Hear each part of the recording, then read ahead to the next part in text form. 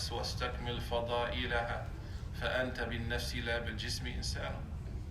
Sayyidina al-Busti said, oh you who you serve your body, like you slave to serve your body. Not like regular stuff. We all get worried or whatever, right? I get that.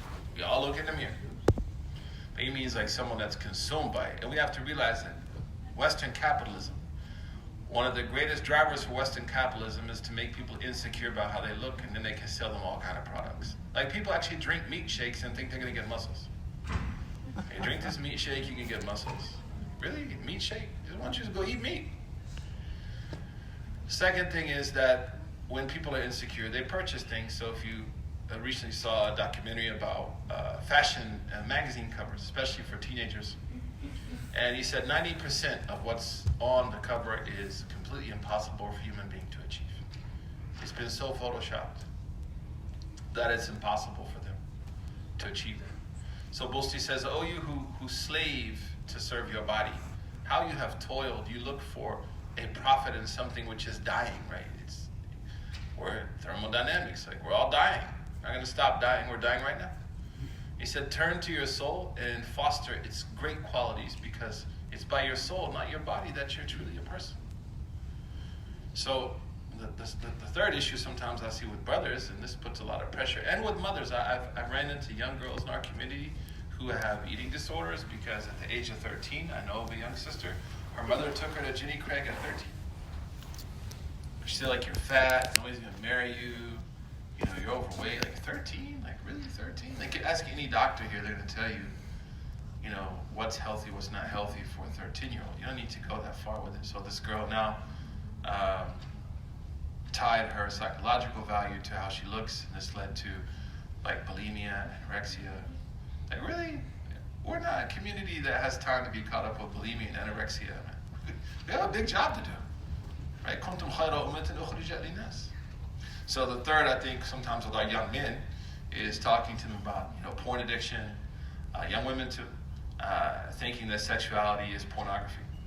That's not pornography. That's like saying WWE is really fighting. It's a performance, and it's disgusting, it's haram. The second thing is, with our young men, we don't often give them the opportunity to get in touch with their emotions.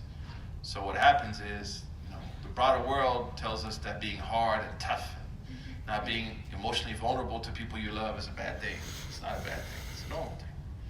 And the third thing is the construction of beauty amongst our young men and our young women too. It tends to be highly irrational, impossible. And then the last thing is that we should have mentorship for new married couples. So we bring in clinicians, who understand family therapy. Then we bring in couples that can model for them. Because the first year of marriage, everybody here knows is married, the first year is crazy. Everyone knows that. First year is basically how do you learn to tolerate another person all up in your business. Like that's what it should be called, right? That's what makes us married. Before you got married, no one told you like, why do you put your coat on the chair? Did you put your coat on the chair? And I was like, why do you put the coat on the chair? So there has to be a model that steps in, so that couples can have mentors, qudwa hasana. And then the last is, as our brother Imam Malik Shabazz, Malcolm X said, in-laws are outlaws. Oftentimes in-laws become outlaws, right? Instead of becoming a positive reinforcement for a young couple, they become a negative reinforcement that encourages instability. There are hadith that curse people who do this. Like there are literally prophetic narrations that somebody who destabilizes family is cursed. So we need to also step in, and I do this when people get married and look at their in-laws, and I say, in-laws are outlaws. You should fear Allah. And don't destabilize this marriage. The last is that, again, I encourage people to go through premarital counseling, not with a sheikh or imam. That's part of it. That should be there, spiritual discussion, but also to go through like a professional clinician, learn how to communicate. Great marriages, everyone here that's married knows the ability to be married is really the ability to communicate. The ability to talk about happiness and anger, right? Young people always tell me, I want to marry who I love. No, you should marry who you hate, who you can hate. Because you can love everybody, Go out right now to the grocery store and fall in love with 100 people. Now, how many people can you hate and stay committed to? Not hate, of course, in the ugly sense, but like just the natural, I'm upset now. Because being married is about loving someone to the point, it's like Hajj. فَلَا رَفَثَ وَلَا فُسُوقَ وَلَا جِدَالَ فِي النِّكَاحِ. Huh? So you go to Hajj, why are we able not to go crazy on all those people trying to get baked chicken? Because we love Allah. So I'm able to, calm down my emotional cathartic reactions because I know, I'm in Hajj. Same thing in marriage. Well, I'm able not to lose my temper and be patient and get angry. It's okay, but not to the point where I've destroyed things. I love the person. So that's why nikah is half a deen. So those are things I think you have to think about really sincerely, especially the mentorship piece. Bringing in people that young people can talk to. Young men should have access to married men.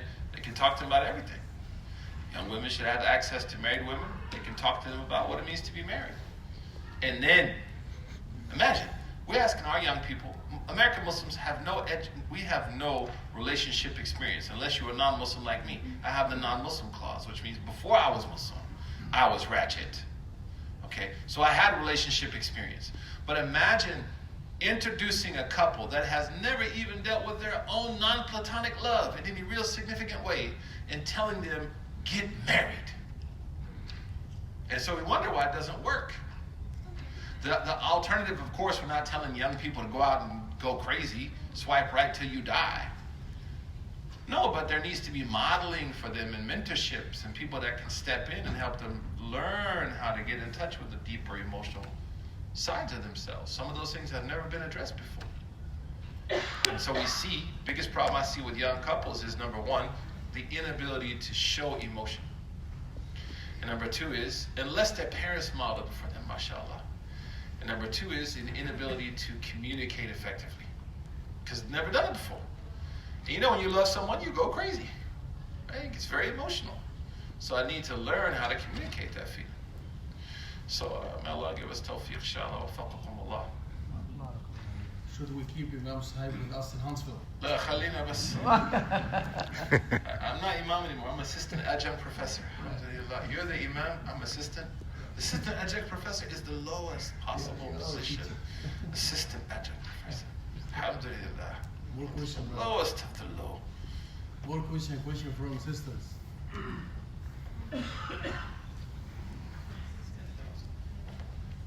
Barakallahu feekum wa jazakumullahu khairan wa sallallahu ala Sayyidina Muhammad. Nobody, when I go outside, say, I have a question. Because that was it. The question time is over. Yes. But the Imam is here, mashallah. He's ready to ask all the hard questions and answer all the hard questions. Assalamu alaikum.